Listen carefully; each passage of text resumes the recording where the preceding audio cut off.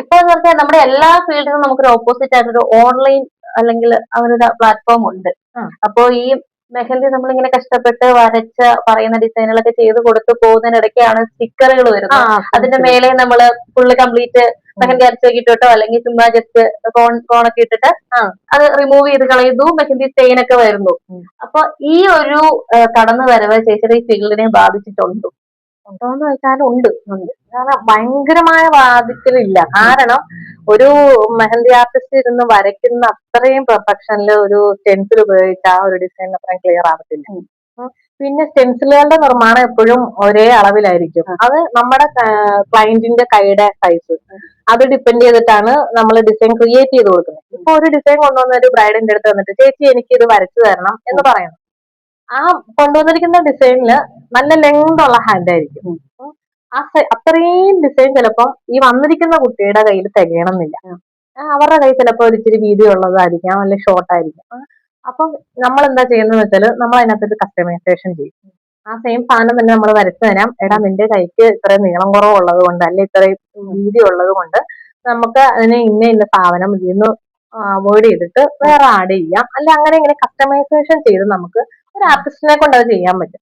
അതേസമയം ഒരേ അളവിൽ ഇറങ്ങുന്ന സ്റ്റെൻസില് അതെല്ലാം വാങ്ങി നമ്മൾ ചെയ്യുമ്പോൾ എന്താന്ന് വെച്ചാൽ, ഞാൻ കണ്ടിട്ടുള്ളതാണ്, ഓൺലൈനിൽ കാണുന്നതാണ്, നമ്മൾ അതിന്റെ റീൽസ് ഒക്കെ കാണുമ്പോൾ ശരിക്കും ഒരു വീതിയുള്ളൊരു ആ കയ്യില് സ്റ്റെൻസിൽ ഇങ്ങനെ ഒട്ടിച്ചു തേച്ചു നമ്മളത് പറിച്ചു. അപ്പം ഇവിടം വരെയൊക്കെ ശരിക്കും പറഞ്ഞാൽ ഡിസൈൻ പതിയത്തുള്ളൂ. അല്ലാന്നുണ്ടെങ്കിൽ ഇതിന്റെ തിന്നായിട്ടുള്ളൊരു കൈയാണെങ്കിൽ ഇങ്ങനെ. അപ്പൊ എന്ന് വെച്ചാൽ ഒരു പെർഫെക്ഷൻ അതിനകത്തില്ല. അതിന്റെ ഒരു വ്യത്യാസമുണ്ട്. അതുകൊണ്ട് തന്നെ അത് മനസ്സിലാക്കുന്ന കുട്ടികള് നമുക്ക് തന്നെയാണ് ഓൺലൈൻ വഴി ഒരു ആർട്ടിസ്റ്റിനെ കണ്ടെത്തി വരച്ചു തരാമോ, അല്ലെങ്കിൽ നമുക്ക് വർക്ക് ബുക്ക് ചെയ്യാന്നും പറഞ്ഞ് ബുക്കിംഗ് അതുകൊണ്ടുണ്ട്. സ്റ്റെൻസിലിനെ അത്രയും കാര്യമായിട്ട് ഇതാക്കുന്നവരില്ല. പിന്നെന്ന് പറഞ്ഞാൽ നമുക്ക് ഏറ്റവും കൂടുതൽ ഒരു വെല്ലുവിളി എന്ന് പറയുന്നത് മിനിമൽ ഡിസൈൻസ് ആണ്. അതിപ്പോ ട്രെൻഡിങ് ആയിട്ട് എന്താ പറയാ, സെലിബ്രിറ്റീസ് ഒക്കെ മിനിമലായിട്ട് മെഹന്തി വെഡിങ്ങിന് ചെയ്തു തുടങ്ങിയപ്പോ ക്ലയന്റും ആ ഒരു സമയത്ത് അത് മതി. അപ്പം എന്നെ സംബന്ധിച്ച് ഞാൻ തിരുവനന്തപുരം വരെ ഈ 2 വട്ടം വരയ്ക്കാൻ പോകണോ, എനിക്കത് ഒരിക്കലും സാധിക്കത്തില്ല. കാരണം ആ ഒരു ചെറിയൊരു ഡിസൈൻ വരയ്ക്കാൻ എനിക്ക് വലിയ കൂടിയൊരു എമൗണ്ട് പറയാൻ ഒരിക്കലും സാധിക്കത്തില്ല.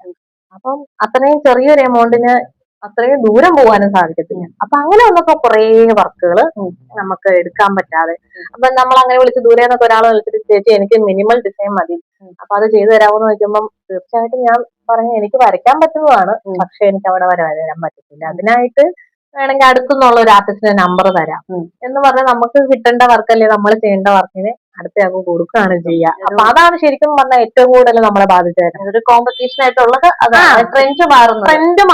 ട്രെൻഡ് ബാധിക്കുന്നത് സ്റ്റെൻസിലല്ല. സ്റ്റെൻസിലിനകത്ത് എങ്ങനെ ഒരു ഇതുള്ളത് കൊണ്ട് സ്റ്റെൻസിലിനെ ബ്രൈഡൽ സ്റ്റെൻസിൽ നമ്മളെ ബാധിച്ചിട്ടില്ല. അതേസമയം മിനിമൽ ആയിട്ടുള്ള സ്റ്റെൻസിൽ ഇറങ്ങിയിട്ടുണ്ട്.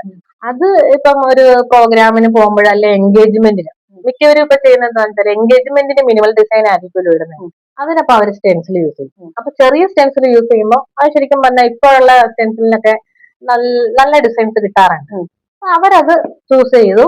അപ്പം എൻഗേജ്മെന്റിന്റെ വർക്ക് നമ്മൾക്ക് അവിടെ പോയി സ്റ്റെൻസിലാണ് അവർ യൂസ് ചെയ്തിരിക്കുന്നത്. പക്ഷെ അത് ബ്രൈഡലിലോട്ട് വരുമ്പോൾ സ്റ്റെൻസിൽ ചെയ്താൽ അത്രയും പെർഫെക്റ്റ് ആവത്തില്ലാത്തത് കൊണ്ട് ബ്രൈഡൽ വർക്കുകൾ നമുക്ക് ഹെൽത്തി ആണോ?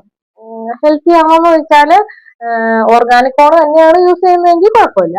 അല്ല ഇൻസ്റ്റന്റ് കോണുകൾ, ഷോപ്പിലെ കോണുകളൊക്കെയാണ് യൂസ് ചെയ്യണമെങ്കിൽ അത് ചിലപ്പോൾ ഭയങ്കര എല്ലാവരുടെയും സ്കിൻ ടൈപ്പ് ഒരുപോലെ അലർജി അങ്ങനെ വരും.